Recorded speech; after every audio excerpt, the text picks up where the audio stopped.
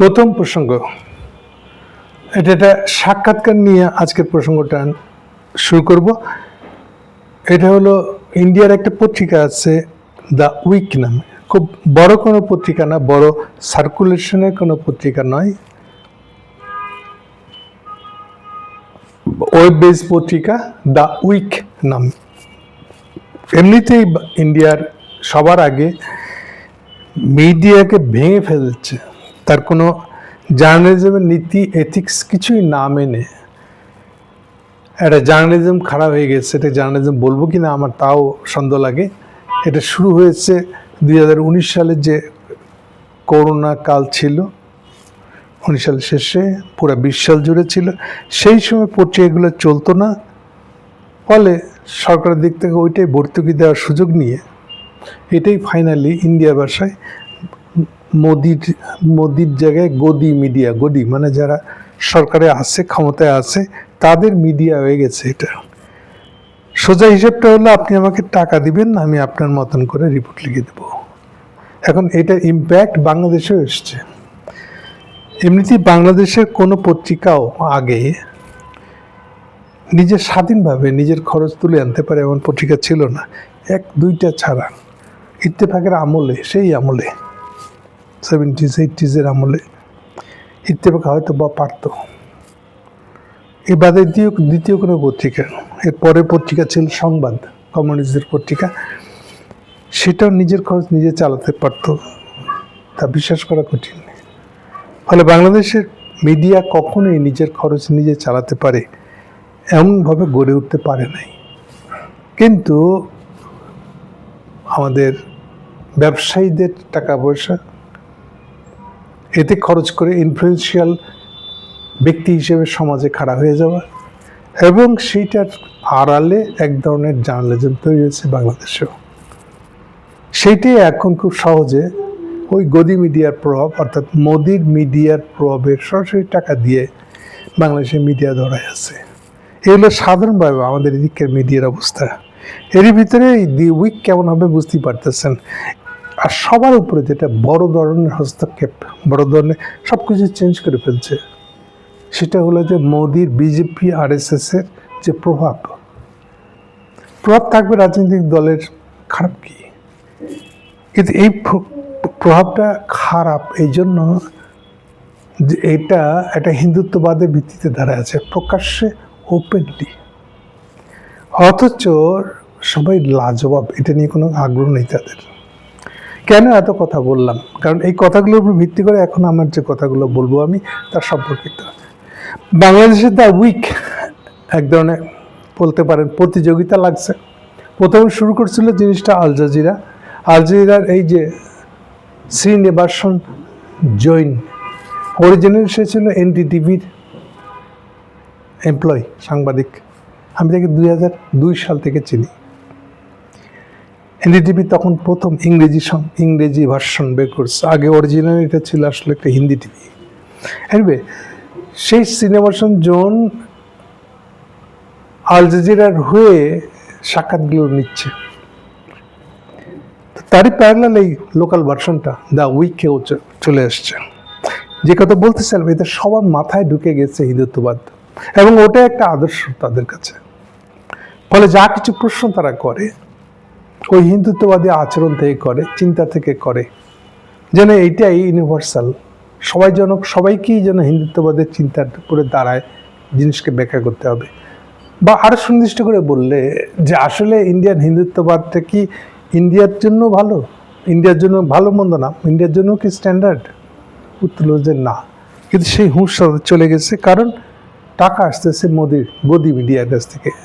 So এই ধরনের লোকের পাল্লায় পড়ছে আমাদের নাহিদ ইসলাম, NCP, তারও একটা সাক্ষাৎকার নিয়েছে। নাহিদ চেষ্টা করেছে তার মতন করে যতটা এটাকে ফেস করা যায়, আর কঠোরভাবে করা যেত। আমি সেই সব জায়গায় পরে আসবো। নাহিদকে প্রশ্ন করতেছে, যেমন এই রিপোর্টটা যখন ছাপা হয়েছে তাদের পত্রিকায়, তার হেডলাইন হলো কোয়ালিশন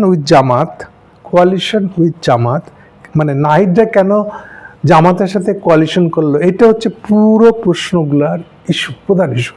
এমন কোনো একটা প্রশ্ন করে নাই যে প্রশ্নটার ভিতরে এই অ্যাজামশনটা ধরে নেওয়া নাই যে জামাতের সাথে কেন কোয়ালিশনে গেল। ফলে বুঝতে পারছেন প্রশ্নের উত্তরগুলো কেমন হবে। তাই এই রিপোর্টের শিরোনাম, যেটা সাক্ষাৎকারের শিরোনামটা হলো এরকম: coalition with Jamaat would not lead to a theoretical state. Nahid Islam Bangla করলে এর একটা অনুবাদ ছাপা হয়ে গেছে আজকের পত্রিকায়। সেখানে আমার শিরোনামটা করছে এরকম ভাবে: বিএনপি সরকার গঠন করলে এনসিপির অবস্থান কি হবে, যা জানালেন নাহিদ ইসলাম। এটা বরং অনেক সোবার, সাধারণভাবে একটা শিরোনাম করেছে। ওকে, প্রথম যে প্যারাটা সেটা সবচেয়ে আপত্তিকর। প্রথম প্যারাটা বাংলা অনুবাদটা আমি পড়ে শোনাচ্ছি যাতে শ্রোতাদের বুঝতে সুবিধা হয়। নাহিদ ইসলাম এক জটিল অবস্থানে দাঁড়িয়ে আছেন। বাংলাদেশের সবচেয়ে নতুন রাজনৈতিক দল এনসিপি। তার আহ্বায়ক হিসেবে তিনি দলটিকে শুরু থেকে বিদ্যমান রাজনৈতিক ব্যবস্থার বিরুদ্ধে একটা সংস্কারপন্থী শক্তি হিসেবে তুলে ধরেছেন। কিন্তু নির্বাচনী বাস্তবতায় এনসিপি জামাত ইসলাম ও অন্যান্য ইসলামী দলের সঙ্গে জোটে যেতে বাধ্য হয়েছে। এখন দেখেন এই বাক্যটা, এই প্যারাগ্রাফের মধ্যে যেটা ধরে নেওয়া আছে সেটা হলো যে, সার কথায় বললে এনসিপি সংস্কারপন্থী একটা পার্টি ছিল, সে কেন ইসলামী দলের সাথে জোটে গেল? গোড়ায় প্রশ্নটা যদি দা উইককে করি আমি, মোদি ক্ষমতায় আসে 2014 সাল থেকে, এটা তার থার্ড টার্ম চলতেছে। সারা ইন্ডিয়াতে একটা হিন্দুত্ববাদে উত্তাল, একটা হিন্দুত্ববাদের জাগরণ ঘটছে আসলে বলতে গেলে, যেখানে প্রকাশ্যে আপনি যদি মুসলমান লোক হন উত্তরপ্রদেশের বা যে কোনো দেশের যে কোনো রাজ্যের, আপনার দলে মুখ্যমন্ত্রী আপনার বাড়ি বুলডোজার দিয়ে ঘুরিয়ে দিবে। এই ইন্ডিয়ার এই হিন্দুত্ববাদকে চোখেও না দেখে সে বাংলাদেশে আসছে, বাংলাদেশ থিওলজিক্যাল স্টেট হয়ে গেল কিনা সেটা নিয়ে প্রশ্ন করতে। কাণ্ডটা দেখে নেবে। এরা কেউ নিজের থেকেই তো নিজে প্রশ্ন করতে পারে না। ও সাহস আছে মোদিকে গিয়ে জিজ্ঞেস করা। আচ্ছা, আরো পরিষ্কার করি, যে জায়গার উপরে দাঁড়িয়ে তারা কথা বলছে তারা, যেটা হলো তাদের একটা সেকুলারিজমের ধারণা। তাদের সেই সেকুলার ধারণায় মোদি কি সেকুলার? বলেন, পরিষ্কার করে বলেন যে মোদি সেকুলার। তাহলে বুঝি আপনাদের সেকুলারিজম স্ট্যান্ডার্ডটা কি। কিন্তু বাংলাদেশে কেন নাহিদ সংস্কারপন্থী দল হিসেবেও জামাতের সাথে জোট করতে গেল? এইটা নিয়ে তাদের বারবার প্রশ্ন, বারবার কৌতূহল, বারে সমস্ত কিছু। কেন এটা হলো? এটার ভিতরে ইন্ডিয়ানদের একটা ইন্টারেস্ট আছে। এটা হওয়াটা ইন্ডিয়ান ইন্টারেস্টের বিরুদ্ধে। কেন? ইন্ডিয়া কি সেকুলার? মোদি কি সেকুলার? এই পত্রিকা, এই সাংবাদিককে সার্টিফাই করতেছে যে মোদি সেকুলার, সেই জন্য। তাহলে যেই স্ট্যান্ডার্ড নিজের জন্য পালন করতে পারেন নাই আপনারা, সেই স্ট্যান্ডার্ড নিয়ে আপনি নাহিদ ইসলামকে তাড়া করে বেড়াচ্ছেন কেন? এগুলো তাদেরকে কেউ কখনো পাল্টা চ্যালেঞ্জ করে নাই। নাহিদও যে করেছে এরকম বলা যাবে না। নাহিদ পাশ কাটিয়েছে দেখে অবশ্য মনে হচ্ছে যে প্রশ্নগুলো লিখিতভাবে তাদেরকে দেওয়া হয়েছিল, উত্তরটা দিয়েছে সে পরে, হয়তো ওরালি দিয়েছে, মানে অন ক্যামেরা দিয়েছে হয়তো, কিন্তু প্রশ্ন আগে দিয়েছিল বলে আমার কাছে মনে হচ্ছে। কিছু এসে যায় না, আগে দিলে ভালো, প্রিপারেশনটা ভালো নিতে পারবে। কিন্তু যে কথা বলতেছিলাম যে কেন এনসিপি সংস্কারপন্থী দল হিসাবে জামাতের সাথে জোট করতে গেল, যেন মানে এনসিপি যদি ইন্ডিয়া পার্টি হতো, যদি সে মোদির দলের সাথে জোট করতো তাহলে কি বলতো ওরা? ঠিক আছে সব। এই যে এইভাবে যে ফিরে নিজের দিকটা আগে দেখতে হয়, কাউকে একটা প্রশ্ন করার আগে নিজে তো নিশ্চিত হতে হয় একই প্রশ্ন আমার দিক, আমি বরখেলাপ করে আছি কিনা। না, ওদের সেই মুশকিল নাই, কারণ তারা এত বেপরোয়া। তারা মনে করেন নিজেরাই সবচেয়ে বেশি আদর্শ এবং শ্রেষ্ঠ, ফলে নিজে যা করছে এর মধ্যে কোনো ভুল টুলপি থাকতে পারে না। সাংবাদিক হিসাবে তার কি কখনো মোদিকে প্রশ্ন করেছে? সে কখনো করে নাই। এই একই দোষে যে সে নিজেই দুষ্ট, তার হোল রাষ্ট্রটা দুষ্ট, তার কোনো খবর নেই। পরে প্রশ্ন বলতেছে যে, তার প্রশ্ন অনুযায়ী যদি জিজ্ঞেস করি, ইন্ডিয়া নিজেই কি থিওক্রেটিক স্টেট না? তাদের সংজ্ঞা অনুসারে বিজেপি আরএসএস এর ইন্ডিয়া, এটা কি থিওক্রেটিক স্টেট না তাদের সংজ্ঞা অনুসারে? এটা উঠতে বসতে এবার কি করছে দেখেন আপনি, সারা বছর তো মুসলমানরা মার খেয়ে যাচ্ছে, এবার বড়দিনে খ্রিস্টান কমিউনিটির বড়দিনে 60টা বড়দিনের আসর তারা ভাঙছে। আপনারা জানেন যে ইন্ডিয়ার দক্ষিণ দিকে, দক্ষিণ ভারতে একটা বড় খ্রিস্টান কমিউনিটি আছে, বহু ডিস্ট্রিক্ট আছে যেখানে 60% পর্যন্ত খ্রিস্টান, বিশেষ করে কেরালার আশপাশে বা মাদ্রাজ, যেটাকে এখন নাম দিয়েছে তামিলনাড়ু, সেখানে তো এই জিনিসগুলো আছে। তো সেখানে যদি তারা গিয়ে উল্টা খ্রিস্টানদের বড়দিনের জমায়েতকে ভাঙচুর করে দিয়ে আসে, এটা নিয়ে কিন্তু তাদের আগ্রহ নাই, এটা নিয়ে তারা কোনো সমস্যা দেখতে পায় না।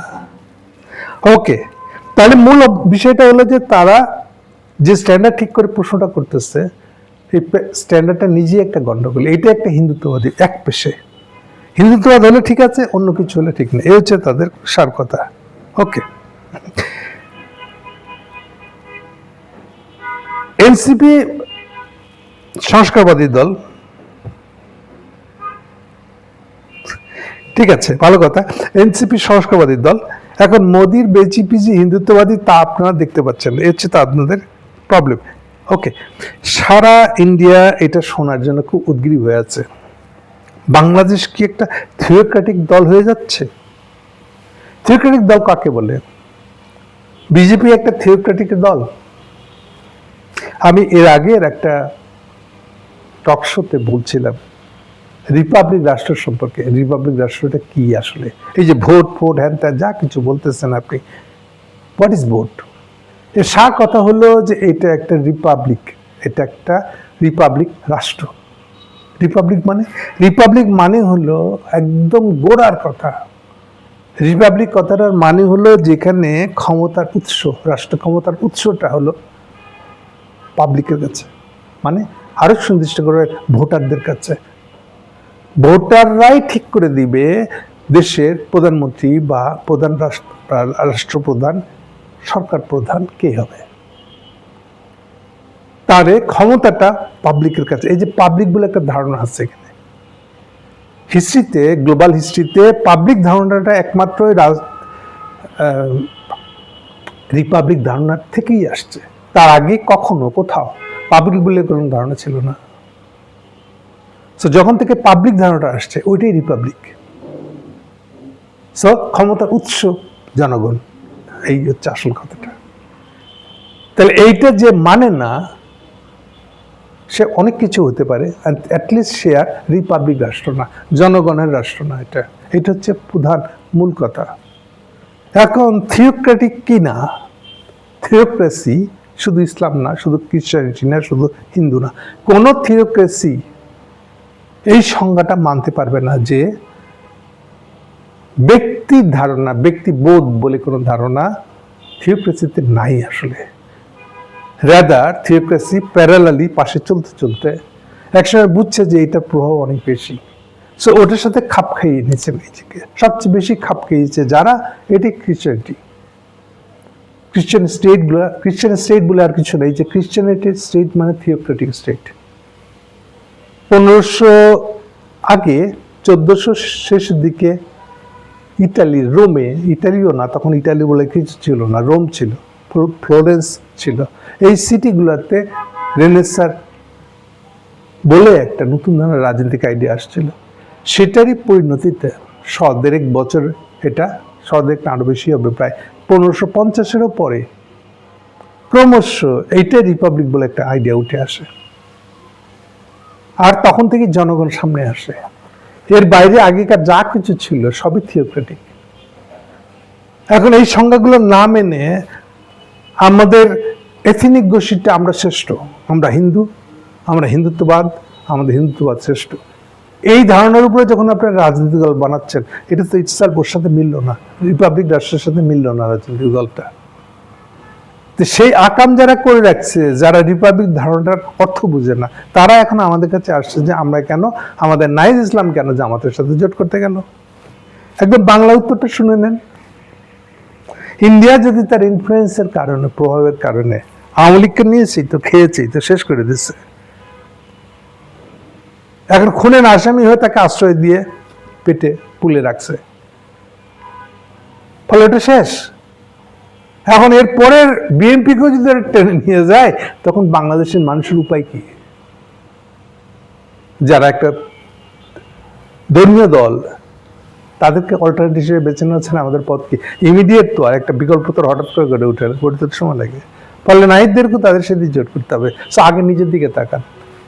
নিজের দিকে তাকালে বলবেন যে, বুঝবেন যে অপরাধটা কে করছে, কোথা থেকে করছে। তাহলে আপনার এই যে আধিপত্যবাদ, ইন্ডিয়ান আধিপত্যবাদী আমাদেরকে অবস্থা ঠেলে দিয়েছে। আর অ্যাজ লং অ্যাজ আমরা বলবো সাধারণভাবে যে কোনো ধর্মীয় দল, সে ধর্মীয় কি ধর্মীয় না কিছু ছেড়ে যায় না, যতক্ষণ সে বলবে আমি বাংলাদেশের কনস্টিটিউশন মানি, ততক্ষণ পর্যন্ত তাকে ইলেকশনে পার্টিসিপেট করতে দিতে হবে আমাদেরকে, এবং এটি স্বাভাবিক। কারণ সে তো কনস্টিটিউশন মানছে। কনস্টিটিউশন মানে তো রিপাবলিক, রাষ্ট্রের কনস্টিটিউশন।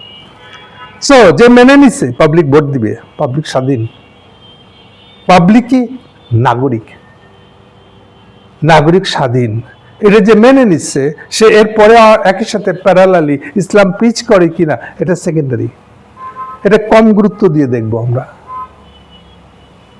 মূল বিষয়টা হচ্ছে সে নাগরিক স্বীকার করে কিনা, ব্যক্তি বোধ স্বীকার করে না করে কিনা, ব্যক্তির স্বাধীনতা স্বীকার করে কিনা, এগুলো হচ্ছে মূল বিষয়।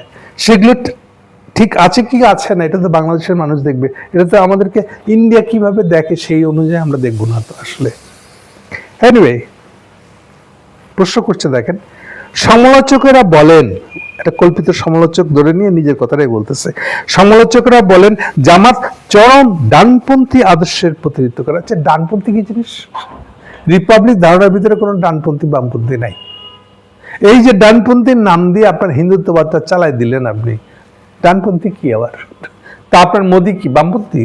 বলেন, মোদী যদি বামপন্থী হয়, নাহিদের বলা উচিত ছিল এই প্রশ্নের উত্তরে যে আপনার মোদী যদি বামপন্থী হয় তাহলে জামাত বামপন্থী, আমরা তো বামপন্থীদের সাথে জোট করে কোনো অন্যায় কিছু করি নাই।